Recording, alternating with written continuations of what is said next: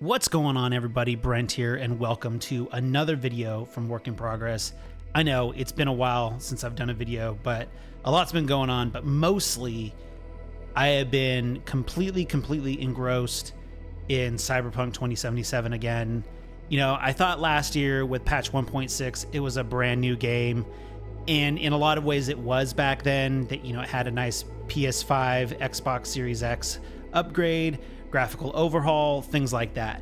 However, with 2.0 and the Phantom Liberty expansion, we got to see essentially like a brand new game.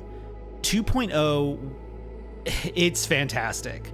You know, you got to see great upgrades in the skill trees. The skill trees all have been completely revamped, and we get to see some nice little Easter eggs from our favorite Cyberpunk Edgerunners characters such as David, Lucy, and Rebecca. We love you, we miss you, and that's enough. Also, how the cyberware has been completely reworked. The cyberware now has all of your armor rating attached to it, unlike in previously it was the clothes that you wear. So now clothes are almost entirely cosmetic except for a few different items. Now all your armor rating is tied to your cyberware. And what's great is at the beginning of the game, you start off with like a limited capacity of how much you can equip through your cyberware. And if you go over that limit, there will be consequences. I unfortunately don't know what those consequences are. I will like put up a video of what those consequences are, or I'll put up a little thing of what those consequences are right now. Hello everyone, Editing Brent here. So upon further looking into what exceeding your cyberware capacity does, is that it does costs to your humanity, which means that it applies various debuffs to your character, which will affect how they perform in combat. And the more you go over your cyberware capacity, the more debuffs that get applied. So that's what happens. It never happened to me, so I don't really have any examples to show, but that's it. Anyways, let's continue. But yeah, I never experienced any of those consequences because I always kept my cyberware within the limits of what I needed to kind of keep them within. I never went over, and you can upgrade your cyberware, or you can just buy new tiers as they come out. I didn't realize that you could upgrade them with your upgrade materials until later on, but you can still just go ahead and buy them because money is like completely plentiful in this game, and because clothing is now completely cosmetic, you don't have to worry about buying it so much. Anyways, so yeah, all of those new gameplay elements just created this fantastic brand new experience that completed Cyberpunk and its redemption arc since its release back in 2020. But I also want to talk about Phantom Liberty. Phantom Liberty was really cool. It offers about 20 more hours of campaign gameplay, along with an additional 20 hours of just side mission gameplay. And the story is really interesting. I don't want to get into it too much because I don't want to spoil anything. But of course, Idris Elba's in it. He's great. And there is a really cool new fleshed out story. And there's 4 new endings. I don't want to get into any of the endings. They're all really interesting in their own right, but they all have that Cyberpunk 2077 energy when it comes to the endings. And if you understand what I mean by that, you understand what I mean by that. Some other really great things about the Phantom Liberty DLC is you finally get to really meet Mr. Hands, who is the fixer for Pacifica / Dogtown. Dogtown is the new area in which you can explore. Dogtown's really cool. It's kind of like this rundown. It's a combination of being rundown and upscale.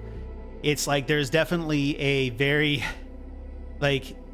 you're either super rich or you're super poor, and it's also like this weird war zone that the Night City police aren't allowed to come into unless you're max tech. Anyways, so yeah, Dogtown was really cool. One thing that I gotta say about the Phantom Liberty DLC is when you're playing the main game for Cyberpunk 2077, all the fixers have their own gigs. And in Cyberpunk 2077, just the main game, the gigs are just kind of like, oh, I need you to go into this place, neutralize this person, and get out. Generally, you can go in and kind of approach it however which way you want, unless they distinctly tell you, we want you to sneak in. But even then, if you don't sneak in, the fixers are just usually just like, you shouldn't have done that, and you get like a little less money. It's not like there really is any major consequences. But the new gigs in Dogtown through Mr. Hands, they all feel like real missions, in the sense that there's like kind of like this really interesting mini fleshed out story that happens within each gig. So those are really cool.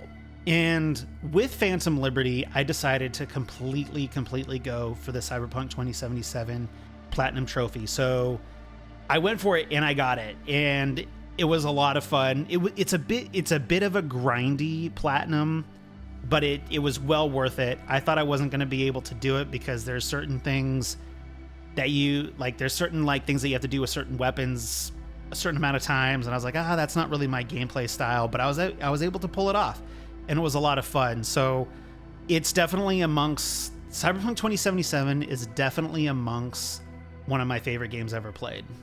And I am so happy that the game came back in the way that it did.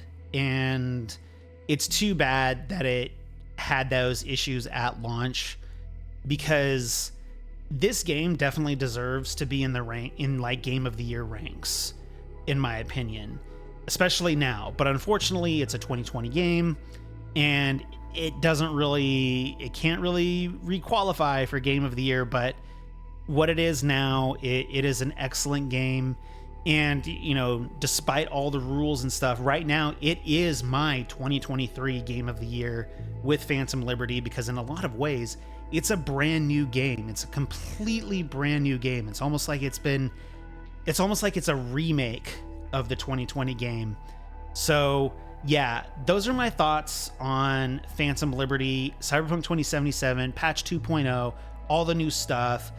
I really loved it, and I'm sad that I've basically done everything in the game. I am retiring it for a while. I may come back to it in the future just to play and mess around. But yeah, it was a great ride, and I'm looking forward to seeing what CD Projekt Red does with the IP in the future. Anyways, that's about it for me today. If you enjoyed this video, please give me a like and subscribe, and definitely let me know what you think about Cyberpunk Phantom Liberty patch 2.0 down in the comments. I'd love to hear it. I'd love to keep the conversation going, and we will see you all on the next video. I promise to be more regular starting now. See you all on the next one.